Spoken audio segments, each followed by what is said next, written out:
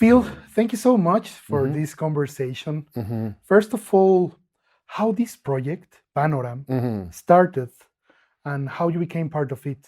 Right. The Panoram project was. I spent a lot of time going around Mexican studio in Mexico City. Lots of studios. They were all good in different ways. And for example, with Zoe, we always had to go to other studios to like Sonic Ranch and studios like that. And bit by bit, I was just getting a bit tired of traveling. I mean, Mexico City is lovely, but you know what, traveling through it sometimes knocks you out. It's just I don't do traffic. I don't do traffic in London. I don't do I'm a lazy sod, so I like to walk to places. And bit by bit, I was just getting kind of more exhausted, going further away and finding great studios, but it was just very exhausting. And so, at some point, the possibility of looking at a place in Condesa that was possible to sort of turn it into a studio. So it was a bit of a everyone contributed to the idea. Mm-hmm. And of course, for all the studios that I've been through and worked in, I'm thinking, oh, that's nice. There's a nice little bit here, and there's like a nice little bit there. And it's like London has a nice bit there, and Belgium has a nice bit there. And I thought it's nice to actually sort of sit there and sort of like get stuck into a design of a studio. Mm-hmm. Most of the studios that I've been in, well, there's a lot of clinical studios around. It's more like going to a dentist. I know it all looks kind of acoustically correct, but I just don't want to be in the rooms. A lot of studios don't have daylight, which is like, and I spent years in studios without daylight, and I just got fed up with it. So this was a challenge to see if we could do it. And so together we pulled all our resources, and sort of got the studio going. And I was very much, even with the door shot that's behind you, it was the idea of just recycling and not necessarily going totally bling.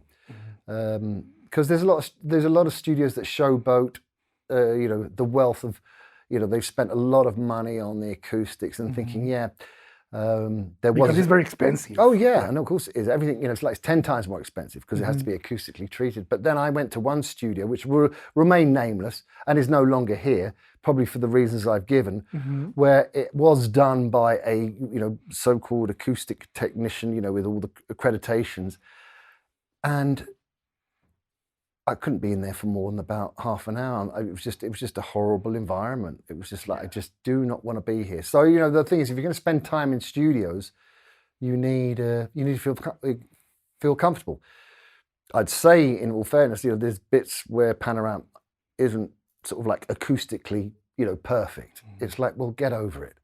It's like you find ways and means. I'm not sort of excusing sort of like bad workmanship, but it's very important to make sure you're in a very comfortable place where you don't feel tired as soon as you walk into the room. And some studios can drain the life, just drain the life out of you. You're just thinking, I know it's brilliant, but I just don't want to be here. So it's feeling sort of very, it's just feeling comfortable in a place. And it's like a big studio is sometimes, for example, this room is like, well, you would do your recording and then you leave the room, and that's it. So this room is always kind of left as a kind of a strange vacuum. I'm thinking, well, actually you can set some sofas up and people can just chill out in the room anyway. I mean, make the whole thing just a little bit more comfortable.